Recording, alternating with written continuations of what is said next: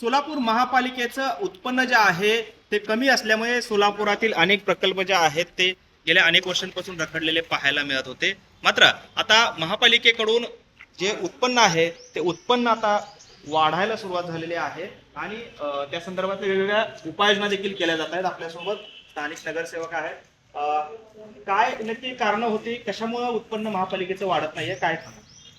महानगरपालिकेचं 30 तारखेला जे बजेट बोर्ड झालं त्या बजेट बोर्डाच्या आधी 8 दिवस आम्ही सर्व खात्याचा आढावा घेतला.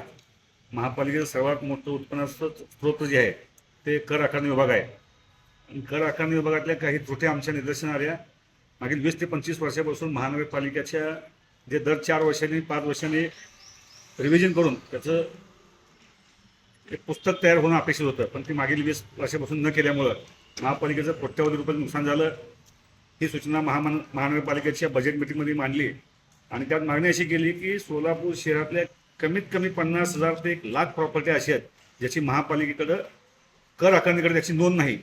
ही मागणी आम्ही लावून धरली आणि त्यात मागणी केली की किमान 100 लोकांचा एक स्टाफ नेमून संपूर्ण सोलापूर शहरातील घरोघरी जाऊन जर सर्वे केला तर या मिळकती सापडतील.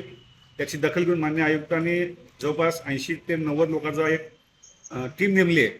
ती टीम मागील 4 दिवसापासून यासाठी सोलापूर शहरातील प्रत्येक पेठेमध्ये हद्दवाड भागामध्ये होम सर्वे करत आहेत आणि त्याची आज मी माहिती घेतली असता कालपर्यंत जवळपास 450 ते 500 मिळकती ज्याची महापालिकेत नोंदच नव्हती आजपर्यंत अशा मिळकती सापडल्या.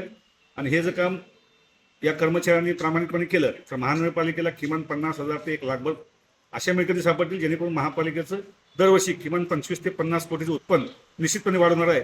आणि समाधान याचं आहे की आयुक्त साहेबांनी याची दखल घेतली आणि त्याचं सुरुवात झाली.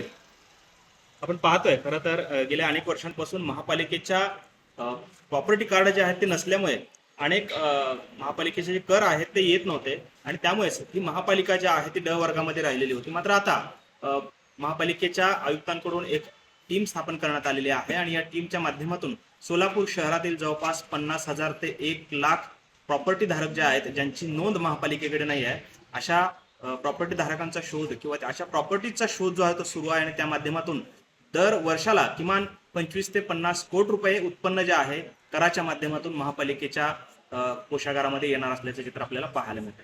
कॅमेरामॅन विनोद हुन्नाबादकर सह सागर सुरवसे, TV9 मराठी, सोलापूर.